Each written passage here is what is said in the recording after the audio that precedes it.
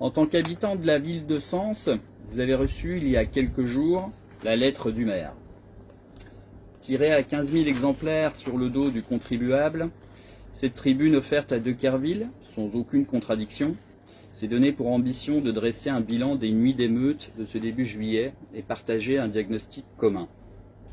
Disons-le clairement, pour partager un diagnostic commun, encore faudrait-il que ce diagnostic s'appuie sur une analyse objective et non fantasmée des faits. Dès le début de cette lettre, Deckerville travestit la cause ayant entraîné les émeutes en parlant d'un accident au sujet de la mort du jeune Naël, victime d'un tir de policier. Naël n'est pas mort accidentellement. Il a été abattu froidement et de sang-froid à bout portant. En réécrivant l'histoire, le maire de Sens s'inscrit d'emblée dans un révisionnisme abject, sans aucun respect pour la victime et ses proches, pour lesquels il n'aura jamais eu un seul mot de compassion.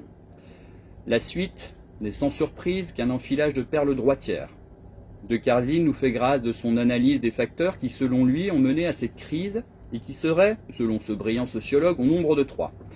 Les multiples crises, attentats terroristes, gilets jaunes, Covid, guerre en Ukraine, auraient généré une société sous tension dont l'expression violente serait une spécificité des banlieues.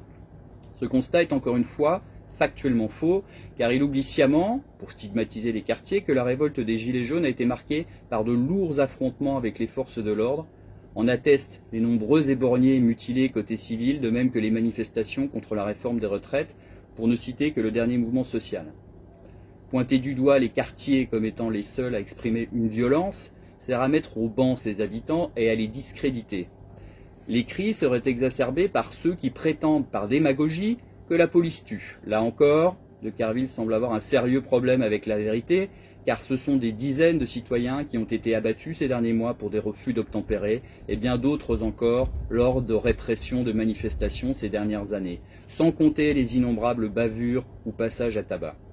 Les forces de police ont été tellement exemplaires, pour reprendre le terme du maire, que Mediapart a récemment fait état de plus d'une dizaine de bavures injustifiées ayant entraîné lors des émeutes soit la mutilation comme pour le jeune Heidi, soit la mort comme dans le cas de ce jeune homme à Marseille touché par un tir de flashball. Même l'ONU parle d'un racisme systémique dans la police française. Les crises sont la conséquence de politiques libérales profondément injustes et inégalitaires que soutient Deckerville. Enfin, les jeunes des quartiers manqueraient d'un cadre, d'une autorité familiale, et seraient réfractaires à tout ce qui représente la loi. Les parents absents seraient donc les coupables idéaux permettant aux responsables politiques de s'exonérer depuis des dizaines d'années de tous les maux frappant les quartiers populaires. Deckerville, dans un éclair de lucidité, reconnaît tout de même que la pauvreté, pudiquement il parle de baisse du pouvoir d'achat, pourrait être un facteur aggravant. Tous ces poncifs égrenés, avec l'assurance de son rang social et quantité de mensonges éhontés, le maire de Sens en vient ensuite au remède.